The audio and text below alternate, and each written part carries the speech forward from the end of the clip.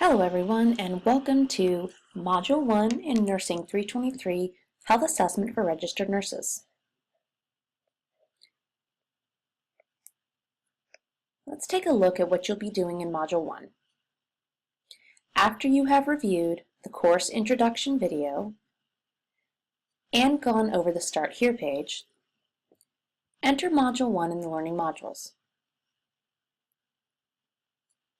Module 1 focuses on holistic assessment, evidence-based practice with that holism, diagnostic reasoning, as well as levels of priority problems when it comes to diagnosis and differential.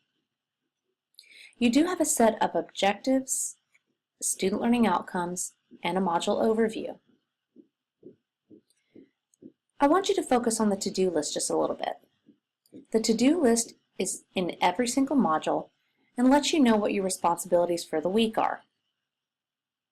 Just because it's on the to-do list does not mean that it is a submitted assignment.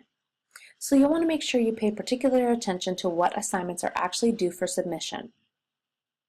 This week, you should read the module overview, read the learning outcomes for the module, focus on these chapter reviews, chapter 1, 2, and 3.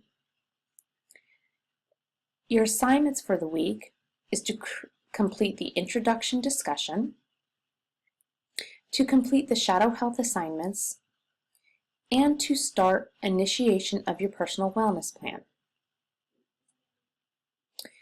Here in the required learning activities, we've posted 3 different papers that will be very helpful for you learning this week. The first one is on evidence-based assessment. This is from your Jarvis textbook and focuses on what sort of assessment skills you can use, such as diagnostic reasoning, and what is evidence-based with regard to diagnostic reasoning and differential. Next, you'll see a text on cultural competence. Cultural competence is very important in holistic assessment, and this is something that you will be taking into consideration when completing your health interview. Lastly, you have a very helpful tool called the interview. This page basically outlines an interview from beginning to end and discusses things in order that are priority when doing a health history on a patient.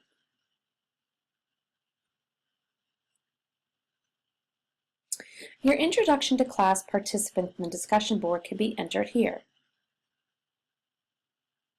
When you enter the introduction to class participants, you will find that it takes you to the discussion forum where you can create your initial thread and talk about yourself and give a little bit of introduction so the rest of the class can get to know you.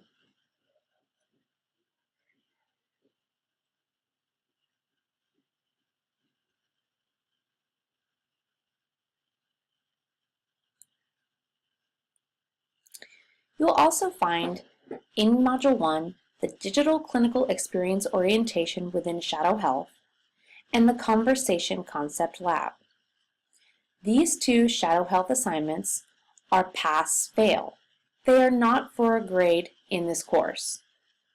The Shadow Health program that I discussed in the course introduction video is where you will enter these assignments. Here, as we click on Shadow Health, my program will look a little bit different to you because I'm an instructor and you are a student. But you will see that you will need to enter your Digital Clinical Experience Orientation and the Conversation Concept Lab and complete those for this week. Each assignment in Shadow Health will give you what's called a lab pass.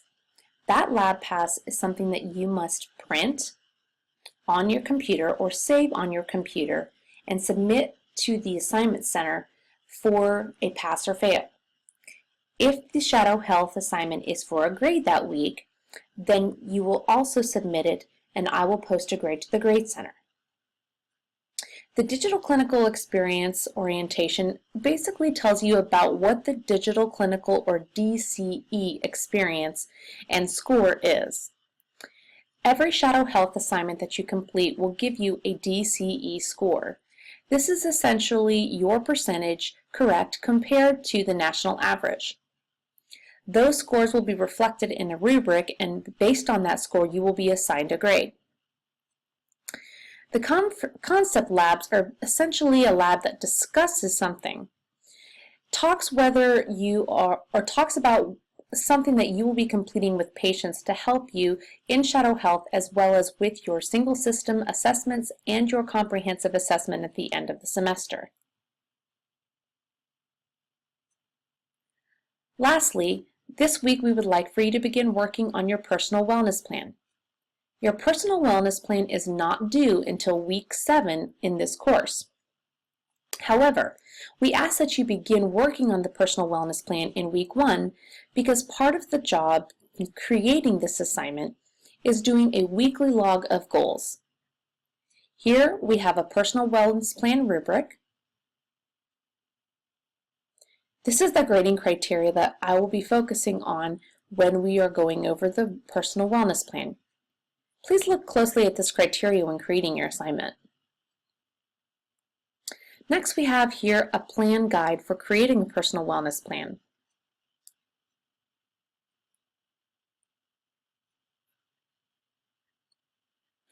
This document is very helpful and asks questions as well as breaks down physical, spiritual, social, emotional, and intellectual information for your personal wellness plan.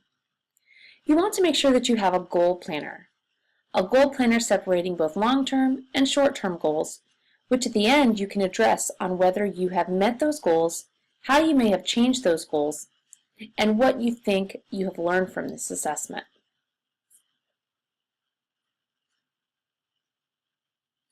Please focus on numbers 1, 2, and 3, which will be listed in individual modules as turning in for the assignment.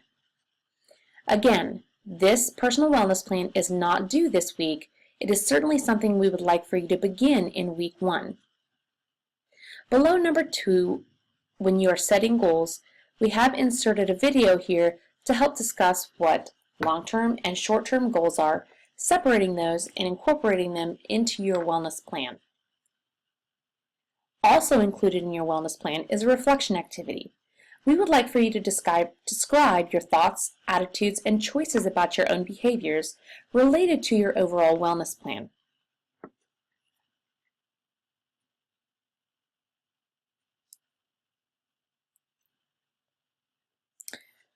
All right, going to the rubric, I did want to just really quickly discuss the single systems exam rubric. We touched on this just a little bit in the course introduction, but for this week, you will not have a DCE score. You are only completing a conversation concept lab and the digital clinical experience orientation. So please do not worry about submitting a single system exam. This week you only have the DCE orientation plus the conversation concept lab. Those are pass or fail, and you should get a score of 100% in order to complete those. Once you have completed the conversation concept lab and the DCE orientation, that's here and here, you'll submit those lab passes that you have completed, which will go to the Grade Center. Please be sure that you do not confuse lab passes for other assignments for the concept and orientation labs, as these labs do not receive a grade, but the single system exam, the comprehensive exam, and the health history do receive a grade. All right, I believe that's all I have for Module 1 in Week 1. If you should have any questions, please don't hesitate to let me know, and have a fantastic week.